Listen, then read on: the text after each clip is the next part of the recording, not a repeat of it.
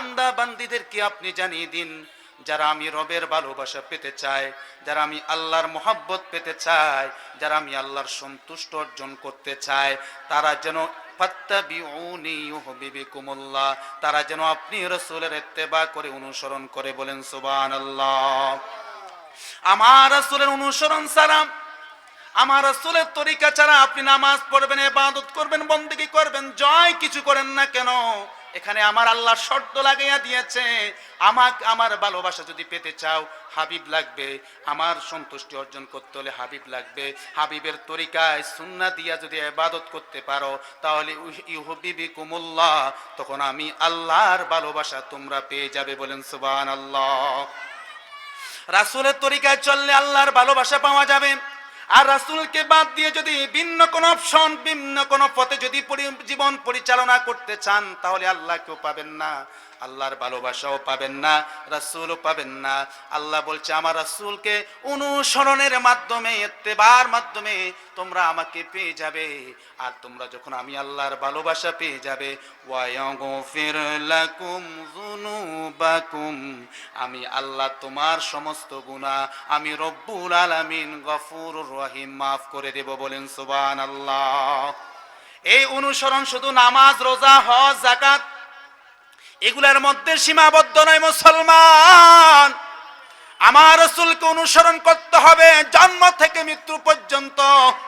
আমার রাসূলকে অনুসরণ করতে হবে তোমার পারিবারিক জীবন, ব্যক্তিগত জীবন, সামাজিক জীবন, রাষ্ট্রীয় জীবন, সমস্ত জীবনটা রাসূলের অনুসরণের মাধ্যমে তোমাকে পরিচালিত করতে হবে।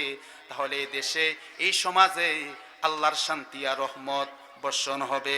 আজকে রাসূলের তরিকা ছাড়ি দিয়া আমরা নিজস্ব তরিকায় চলে বিদায় আজকে আমাদের সমাজে, আমাদের পরিবেশে, আমাদের দেশে কোনো প্রকার শান্তি আর শান্তি নাই। ঠিক কিনা বলেন? শান্তি আছে?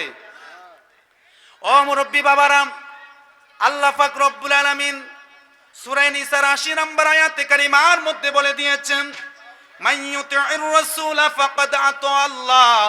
একটা দুইটা আয়াতে কারিমাই নয়, একটা দুইটা আয়াতে কারিমা নয় রে মুসলমান, প্রায় ৪০টা কোরআনুল কারীমের আয়াতে কারিমার মধ্যে আমার আল্লাহ পাক রব্বুল আলামিন বলেছে আমি আল্লাহর ইত্তেবা করো, আমি আল্লাহর অনুসরণ করো।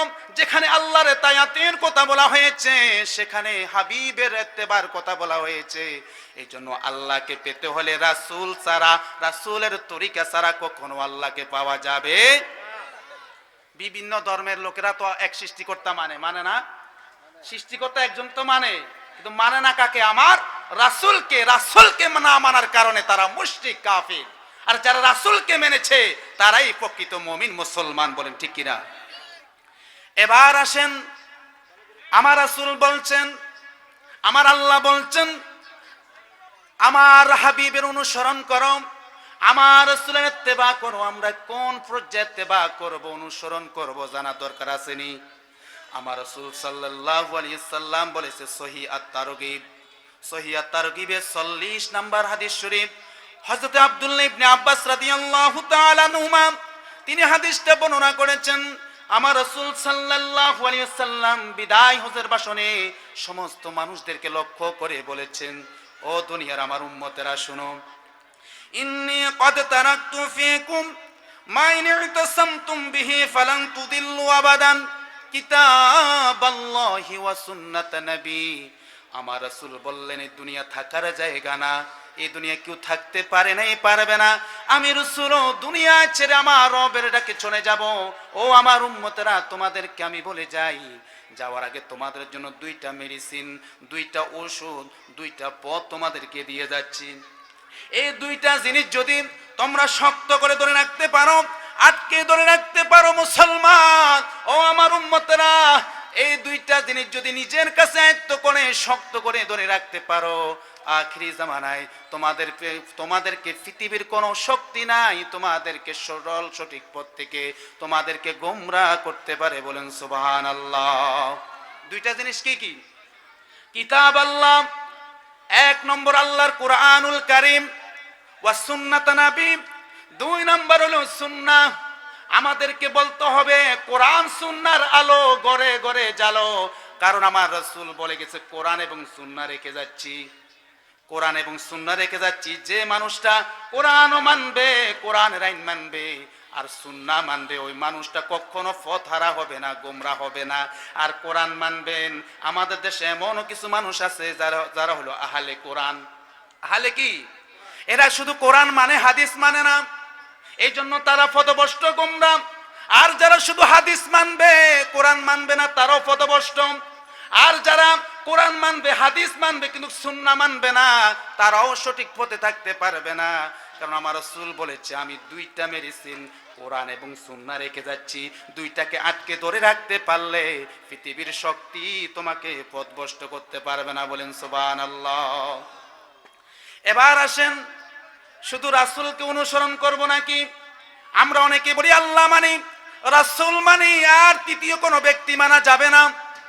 আল্লাহ মানলে হবে, রাসূল মানলে হবে, আর কাউকে মানা লাগবে না। আমার হাবিব বলে, না না না, তোমরা আমাকেও মানতে হবে, রবকেও মানতে হবে, আর আমার কলিজার টুকরা যে সাহাবায়ে কেরাম খোলাফায়ে রাশিদিন রেখে যাচ্ছি, তাদেরকেও তোমরা অনুসরণ করতে হবে। বলেন সুবহানাল্লাহ। সুনান ইবনে মাজাহ শরীফ হাদিস নাম্বার 2676 নাম্বার হাদিস, আমার রাসূল সাল্লাল্লাহু আলাইহি ওয়াসাল্লাম বলেছেন, ও আমার উম্মতরা, এমন একটা জামানা তোমাদের উপর আসবে, যে জামানার মধ্যে ফিতনা, ফাসাদ, কুসংস্কার, বেদাত এত বেশি বেড়ে যাবে, এত বেশি বেড়ে যাবে, তোমরা কোন পথে চলবে, কাকে অনুসরণ করবে, তোমরা তখন পথহারা হয়ে যাবে। ও আমার উম্মতেরা, ফাআলাইহি বিসুন্নতি ওয়া সুন্নাতিল খুলাফায়ে রাশিদিন আল মাহদিয়িন। ও আমার উম্মতেরা, ওই কঠিন মুহূর্তে ফিতনা, ফাসাদ, বেদাতের সময় তোমাদেরকে আমি একটা রাস্তা দেখিয়ে দিয়ে যাচ্ছি, ওই রাস্তার উপরে চলবা, ওই রাস্তা দিয়ে চলবা, পৃথিবীর কোন শক্তি তোমাদেরকে ঈমান হারা করতে পারবে না। বলেন সুবহানাল্লাহ। এই পথটা আমার হাবিব বলেন, সেই পথটা হলো আমি রাসূলের পথ, আমার সাহাবীর পথ। আমি রাসূলের সুন্নাত আর আমার সাহাবীর সুন্নাত যদি তোমরা মেনে চলতে পারো, ওই কঠিন মুহূর্তে তোমরা সরল সঠিক পথে থাকতে পারবে। ইয়া রাসূলুল্লাহ, ইয়া হাবিবাল্লাহ, এখন আপনাকে যদি অনুসরণ করি, আপনার ইত্তেবা করি, আপনার সুন্নাত দিয়ে যদি জীবনটা সাজাতে পারি, ও ইয়া রাসূলুল্লাহ, আমাদের জন্য কি ফায়দা হবে, কি ফজিলত আছে?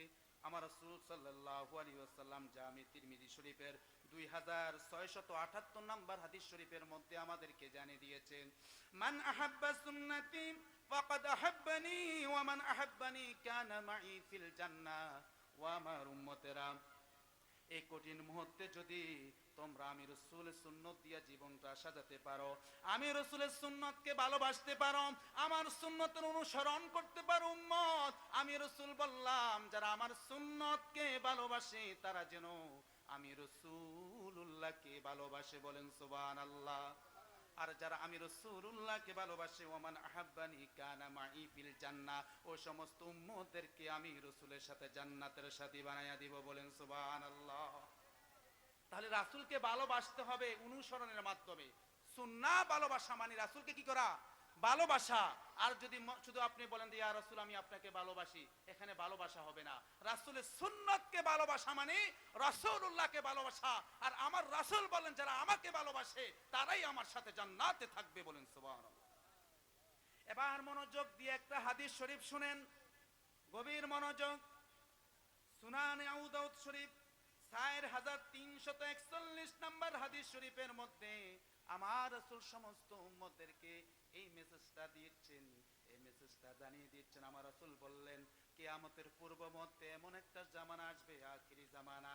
এই জামানার মধ্যে জ্বলন্ত আগুনের কয়লা হাতে রাখতে যেমন কষ্ট হবে, তার চেয়ে বেশি ঈমান নামক দৌলতটাকে হেফাজত করা, টিকিয়ে রাখা, এর চেয়ে আরো বেশি কষ্টকর হয়ে যাবে।